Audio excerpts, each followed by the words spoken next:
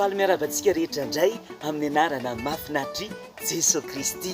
Faly manokana indray miaraka aminao amin'izao fandahara ho an'ny ankizy izao. Tsy ny ankizy ihany fa ny olon-dehibe ihany koa dia afaka mandray lesona avy amin'izao fianarantsika izao. Ateneniko anao izany tenin'Andriamanitra raisitsika androany ao amin'ny Jaona voalohany toko 5:12.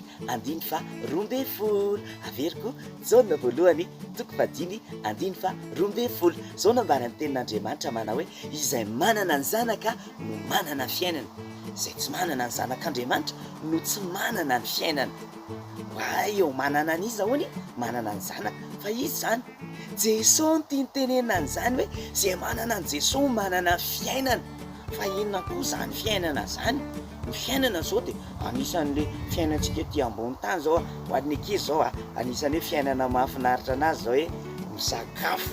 Anisan'ny fiainana mahafinaritra ny ankizy hoe lalao. Anisan'ny fiainana mahafinaritra ankizy hoe jery télé. Fa te antany antsika ihany koa hoe ianao mba manana n'inona, mba manana inona dia manana an'iza. Dia mety tenena za manana an'izao dia manana an'izao dia manana an'izao dia manana an'izao. Dia manana iza ihany koa za manana ny dada sy neny, manana ny zoko, manana ny zandry, manana havana, manana mpiara-mianatra, manana namana. Fa hoy ny tenin'Andriamanitra manao hoe izay manana ny Jesosy ihany no tena manana ny fiainana. Izany hoe na manana zavatra rehetrarehetra renao kanefa tsy manana ny Jesosy dia tsinotsinona ary tsy misy dikan'izany. Fa ny tena tsara indrindra kay amin'ny fiainana ety ambony tany dia manana ny Jesosy. Atao aiza Jesosy?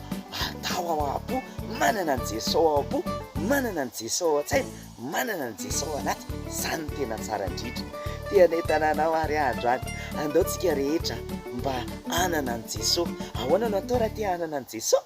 Mampihitra ny Jesosy am-po, mampihitra ny Jesosy an-tsaina, mampihitra ny Jesosy amin'ny fiainanao dia afaka nianana ny Jesosy ianao. Satria ny tenin'Andriamanitra milaza manao hoe izay rehetra mandray azy dia omeny hery ho tonga zanak'Andriamanitra. Izany hoe mila mandray an'i Jesosy anatinao zany ianao dia afaka hanana fiainana ary afaka ho tonga zanak'Andriamanitra. Manentana antsika rehetra ary andaontsika hanana an'i Jesosy. Fa na manana ny zavatra rehetra ary tsika tsisy dikany ary tsinotsinona ny zavatra rehetrarehetra, na hanananao ary ny vola rehetrarehetra, na hanananao ary ny kilalao rehetrarehetra, na hanananao ny havana rehetra sy ny namana rehetra, tsinotsinona izany. Fa manana ny Jesosy no tena tsara indrindra eto ambonin'ny tany.